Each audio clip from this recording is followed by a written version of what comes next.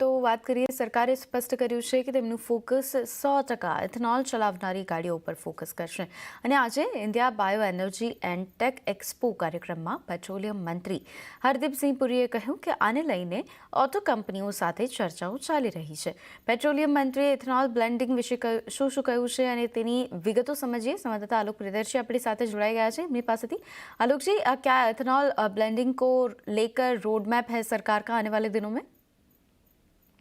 बिल्कुल, देखिए जो यहाँ पर बायोफ्यूल को लेकर एक कार्यक्रम था, उसमें पेट्रोलियम मंत्री हरदीप सिंह पुरी ने यही कहा कि हमारी कंपनियों से बातचीत चल रही है और हम चाहते हैं कि देश में जो 100% एथेनॉल से चलने वाले गाड़ियां बने, उनके इंजन्स बने और कई सारी कंपनियां जो कि ऑलरेडी 75% 85% जो एथेनॉल ब्लेंडेड पेट्रोल या डीजल होते हैं उन पे गाड़ियां बनाने के और एक्सपोर्ट करती हैं, एक्सपोर्ट के लिए करती हैं. लेकिन क्या वो इंडिया में ऐसी गाड़ियां नहीं बना सकती जहां पर 100% एथेनॉल से गाड़ियां चल सकें? तो इस बारे में उनकी बातचीत हुई है और उन्होंने कहा कि हमने 400 ऐसे पेट्रोल पंप रिटेल में देश में खोल दिए हैं जहां पर E100 यानी कि 100% एथेनॉल वाले जो ब्लेंडेड पेट्रोल मिल रहे हैं. तो ये उनका टारगेट था और उन्होंने ये भी बताया कि जो हमने एथेनॉल ब्लेंडिंग का टारगेट रखा हुआ है वो 2025 तक E20 यानी कि 20% ब्लेंडिंग वाली का हमने टारगेट अचीव करेंगे. ये हमें उन्हें पूरा विश्वास है.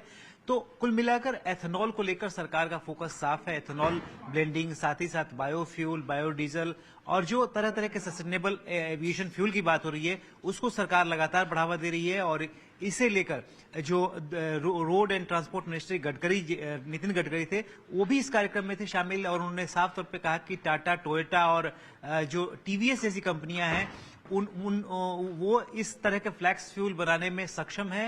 वो भी इस फ्लैक्स फ्यूल इंजन को लेकर तैयार है और सिर्फ वो ये चाहते हैं कि जो फ्लैक्स फ्यूल पे जीएसटी की दर है उसको कम किया जाए, 12% किया जाए. तो इस तरह की डिमांड चल रही है इंडस्ट्री की तरफ से, सरकार की तरफ से भी. और सरकार का पूरा फोकस एथेनॉल ब्लेंडिंग को लेकर है और खासतौर से 100% ब्लेंडिंग की तरफ सरकार आगे बढ़ रही है. जी आलोक जी, शुक्रिया आपका हमारे साथ जुड़ने के लिए और ये सारी डिटेल्स हमें देने के लिए. તો હવે વાત કરીએ, ભારે વરસાદ બાદ શાકભાજીના ભાવ પણ ભારે થયા છે. પેટ્રોલ કરતાં શાકભાજીના ભાવ મોંઘા થતાં ગૃહિણીઓનું બજેટ પણ ખોરવાયું છે. રાજ્યભરમાં મેઘરાજાએ તોફાને ચડતા લીલાછમ શાકભાજીના ભાવ પણ તોફાને ચડ્યા છે. ભારે વરસાદ બાદ શાકભાજીના ભાવ પણ ભારે ભરખમ વધારા સાથે જોવા મળ્યા. મોટાભાગના શાકભાજીના ભાવ પેટ્રોલ કરતાં પણ મોંઘા થઈ ગયા. ગરીબોની હાલત કફોડી બની ગઈ. વરસાદને કારણે ફરી એક વખત શાકભાજીના ભાવ આસમાને પહોંચતા ગૃહિણીઓનું બજેટ પણ વેરવિખેર થઈ ગયું. તહેવારોની સિઝનમાં શાકભાજીની માંગમાં વધારો થયો છે. સામે આવક પણ ઘટતા રિટેલ માર્કેટમાં શાકભાજીના ભાવ 100 રૂપિયા ઉપર પહોંચી ગયા છે. અત્યાર સુધી 40-50 રૂપિયા કિલોએ મળતું શાક 100 રૂપિયાને પાર પહોંચી ગયું. ગુવાર, ભીંડાના કિલોના 100 થી 120 રૂપિયા થઈ ગયા. કિલો ટીંડોળાને 140, કારેલાના 80, તુરિયાના 100, ગલકાના 80, રીંગણાના 100, કોથમીરના 200, દૂધીના 80, ટામેટાને 120 થઈ ગયા. જો કે હવે વરસાદે વિરામ લીધો છે. વરાપ નીકળતા શાકભાજીની આવક વધશે એટલે ભાવ ઘટી શકે. ગવાર 120 છે, ભીંડા 120 છે, ટીંડોળા 120 છે. આ વરસાદને લીધે ભાવ વધી ગયા છે, આવક ઓછી છે. બરોબર, વરસાદો પાણીથી બધું શાક બગડી ગયું. તો સૌરાષ્ટ્રમાં પણ ભારે વરસાદ બાદ ગૃહિણીઓની મુશ્કેલીઓ વધી છે. રાજકોટની આસપાસ શાકભાજી ઉગાવતા ખેતરોમાં શાકભાજીનો પાક નાશ પામ્યો છે અને તેને કારણે શાકભાજીના ભાવમાં અથતો ઉછાળો આવ્યો છે.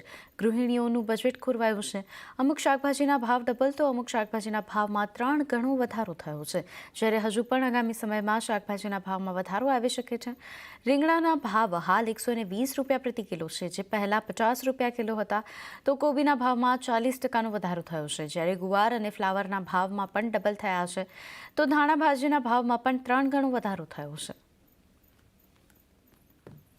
શાકભાજી મોંઘું થઈ ગયું છે, ગૃહિણીને તો તકલીફ પડવાની જ છે.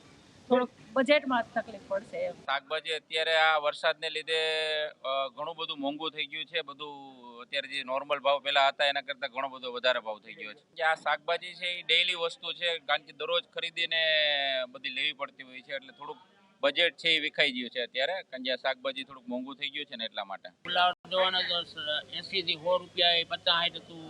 ચોરા પણ અત્યારે 100-120 છે. ભીંડો પણ 80 થી 100 છે. એ પહેલા 30-40 નો કિલો હતો. ગુવાર પણ 50-60 નો કિલો, અત્યારે 100-120 છે. વાલોર પણ 100-120 છે, એના પર 40-50 હતા. દૂધી 30-40 ની કિલો, અત્યારે 80-100 ની કિલો દૂધી થઈ ગઈ. રીંગણા 3 ગણો ભાવ થઈ ગયો. રીંગણા 40 ની આડે ગાડે કિલો, અત્યારે 120 થી 150 રૂપિયા રીંગણાનો ભાવ થઈ ગયો. તો વાત કરીએ આણંદના ખંભાતમાં પણ પૂરના પાણીની સાથે દરિયાઈ પાણીએ ખેતરોમાં તબાહી મચાવી. ભાલા પંથકના ગામડાઓમાં ડાંગરના ખેતરોમાં દરિયાઈ ભરતીના પાણી ફરી વળતા ખેડૂતો પાયમાલ થયા છે. રાજ્યમાં સર્વોત્તમ ગુણવત્તાની ડાંગર આ વિસ્તારમાં પાકે છે, ત્યારે લુણેજ, પાંદડ, રોહિણી, ગોલાણા, દહેડા, તરકપુર, નવી આખોલા, જૂની આખોલ, નવાગામ, બારા સહિતના ગામડાઓમાં ખંભાતના દરિયા કિનારે આવેલા છે, ત્યારે 3 નદીઓ અને દરિયાના પાણી ખેતરોમાં ઘૂસી જતા ડાંગરના પાકનો સોથ વળી ગયો છે. અમાવસના હિસાબે દરિયામાં પણ ભરતી આવેલ છે, એટલે પાણીનો નિકાલ નથી થતો અને 5 દિવસ પહેલા પડેલો અઢળક વરસાદ 22 ઇંચ વરસાદ પડી ગયો, એના હિસાબે અમારા પાકનું ભયંકર નુકસાન થયેલું છે. ડાંગરનો પાક બિલકુલ નિષ્ફળ જાય એવી પરિસ્થિતિમાં છે અને કોઈ એવું નથી કે એની અંદર ખર્ચો કરવામાં ખેડૂતે કોઈ કસર છોડેલી નથી. તો સરકારને અમારી વિનંતી છે કે અમારી આ તકલીફને ધ્યાને લઈ અને કંઈક ને કંઈક અમને સહાયરૂપ કંઈક પગલાં ભરે. હાલ વિસ્તારના દરિયાઈ વિસ્તારના ગામડા લુણેજ, વૈણેજ, તળોતલાવ, વડગામ, પાંદડ, તરકપુર, મીટલી, ગોલાણા, રોહણી બધા ગામડાનો ડાંગરનો પાક નાશ થઈ ગયો છે. અમાસનો દિવસ છે, ભરતી આવેલી છે અને ખેડૂતોને બધો પાક નાશ થઈ ગયો છે. બીજું અમારા ગામમાં એક પાંદડ ગામમાં અમારા ભરવાડના કુટુંબમાં એક દીકરો તણાઈ જવાથી એ છોકરાનું મરણ થયું છે.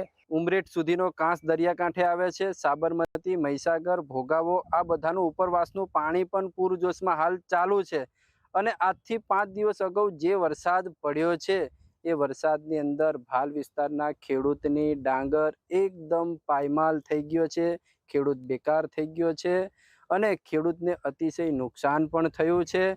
અને આ નુકસાન માટે સરકારશ્રીને નમ્ર વિનંતી કે ખેડૂતને આર્થિક રીતે સહાય કરે.